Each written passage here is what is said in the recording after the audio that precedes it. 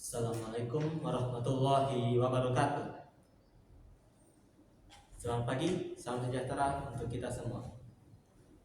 Bapak, Ibu yang saya hormati dan teman-teman yang saya cintai, berikanlah saya kesempatan 10-20 menit ke depan untuk membahas sebuah hal yang sangat penting untuk kita semua. Sebuah hal yang begitu berharga, sampai-sampai uang seberapa banyak pun uang yang kita memiliki itu tidak dapat menggantikannya. Apa benda itu yang begitu berharga? Dia adalah waktu. Seberapa banyak pun uang yang kita miliki tidak dapat mengembalikan waktu-waktu yang telah berlalu. Bahkan saat ini waktu terus berjalan dalam pembuatan video ini. Waktu terus berjalan, tidak bisa dihentikan, karena begitulah sifat waktu yang sebenarnya. Karena mengetahui bahwasanya waktu tidak dapat kembali, maka harus ada suatu hal yang harus kita persiapkan mengenai waktu itu. Apakah itu? Dia adalah manajemen. Manajemen waktu begitu penting untuk kita semua. Tidak hanya sebagai seorang mahasiswa seperti saya ini yang memerlukan sebuah manajemen waktu, tetapi seluruh manusia yang ingin mengalami kesuksesan atau mencapai tingkat-tingkat tertentu dalam hidupnya, dia harus memiliki manajemen waktu. Manajemen waktu itu sangat berguna dalam masalah peningkatan efisiensi. Dengan manajemen waktu, dengan waktu yang sesedikit apapun itu, kita dapat melakukan banyak hal. Karena dengan manajemen waktu, misalnya dalam 24 jam, dengan manajemen waktu kita bisa menyelesaikan, misalnya saya sebagai seorang mahasiswa, saya bisa menyelesaikan 4 tugas dari mata kuliah, misalnya seperti itu. Tapi jika misalnya kita tidak memiliki manajemen waktu, maka waktu akan terus berjalan, tidak ada yang bisa saya kerjakan, dan akhirnya waktu itu terbuang sia-sia tanpa hasil yang jelas. Kemudian dengan manajemen waktu, kita bisa juga fokus pada tujuan jangka panjang kita.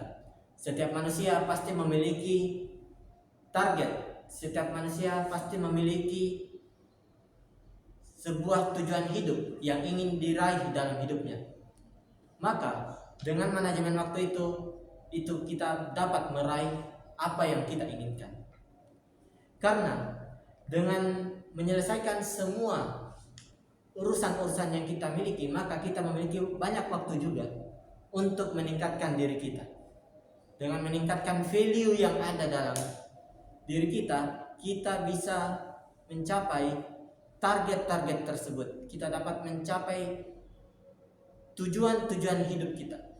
Misalnya, orang-orang yang ingin sukses di dunia pendidikan, dia akan belajar lebih banyak mengenai cara mengajar, atau mungkin bahkan cara membuat sebuah sistem pengajaran yang baik. Tetapi jika dia tidak memiliki waktu, maka dia tidak akan pernah bisa menyelesaikan hal-hal tersebut. Oleh karena itu manajemen waktu sangat penting. Sekarang pertanyaannya, setelah kita mengetahui betapa pentingnya manajemen waktu, bagaimana cara melakukan manajemen waktu tersebut? Cara-cara mengatur waktu itu sangat banyak, hadirin sekalian.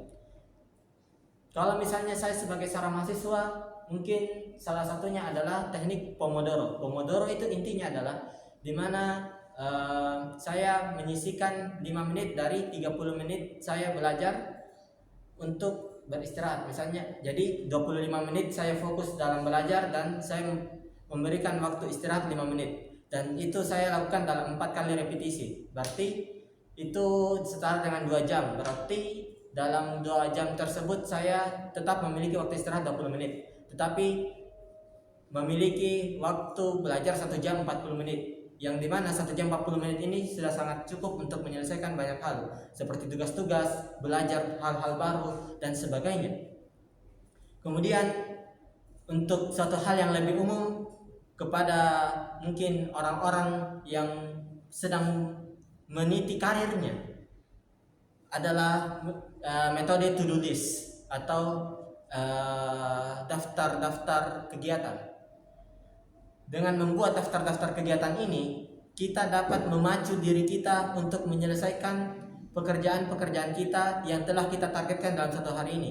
Misalnya, dalam satu hari ini saya memiliki pertemuan pada jam ini, kemudian saya memiliki pekerjaan-pekerjaan yang berkaitan dengan misalnya administrasi misalnya, maka saya akan menuliskan semua hal-hal yang ingin saya lakukan hari ini, dan saya akan berusaha untuk menyelesaikan semua daftar-daftar tersebut pada hari ini. Yang dimana jika kita menuliskan semua hal-hal yang telah kita inginkan untuk kita selesaikan hari ini, maka itu juga akan memberikan motivasi kepada kita untuk tidak membuang-buang waktu.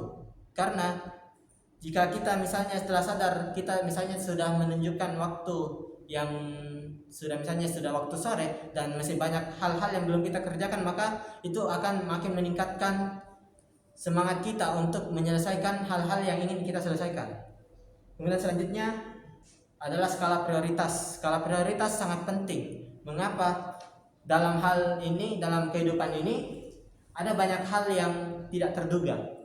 Misalnya tiba-tiba ada sebuah urusan mendadak yang tidak bisa kita hindarkan misalnya, maka skala prioritas ini akan menjadi kunci untuk menyelesaikan permasalahan-permasalahan yang ada. Dengan skala prioritas kita hendaknya membagi menjadi 4 bagian. Yang pertama, urusan itu sangat penting dan mendesak. Urusan itu penting tapi tidak mendesak. Urusan itu sangat penting tapi tidak mendesak. Atau urusan itu tidak penting sama sekali dan juga tidak mendesak. Nah, dengan membagi keempat itu, kita masukkan semua kegiatan-kegiatan kita.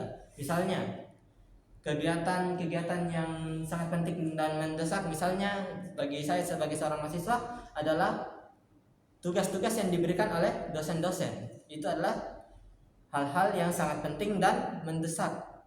Apalagi kalau misalnya tugas-tugas tersebut memiliki jangka waktu yang sedikit dalam pengerjaannya, maka kita masukkan di sangat penting dan mendesak, dan kita akan berusaha untuk menyelesaikan ini secepat mungkin.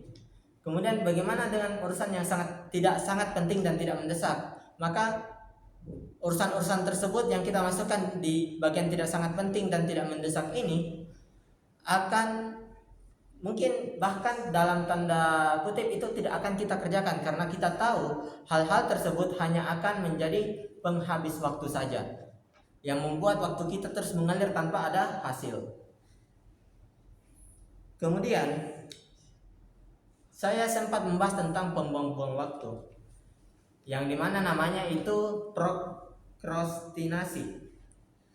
Yang mana prokrastinasi itu adalah hal-hal yang dimana dapat mengganggu rencana-rencana kita, yang dapat membuat waktu kita terbuang percuma. Kemudian bagaimana cara melawan hal-hal yang dapat membuang waktu-waktu ini? Salah satu strateginya adalah kita mencari lingkungan yang dapat membuat kita jauh dari segala gangguan-gangguan yang ada. Misalnya kalau misalnya kita berada di sebuah tempat, misalnya di kafe misalnya, dan itu membuat kita justru tidak produktif, maka kita menjauh dari tempat itu dan mencari tempat yang membuat kita jadi lebih produktif lagi. Karena inti dari semua pembahasan yang saya bicarakan saat ini adalah gunakanlah waktu sebaik mungkin, dan jangan biarkan ada sedikit pun waktu yang kita miliki itu terbuang percuma. Kemudian terakhir adalah refleksi dan evaluasi.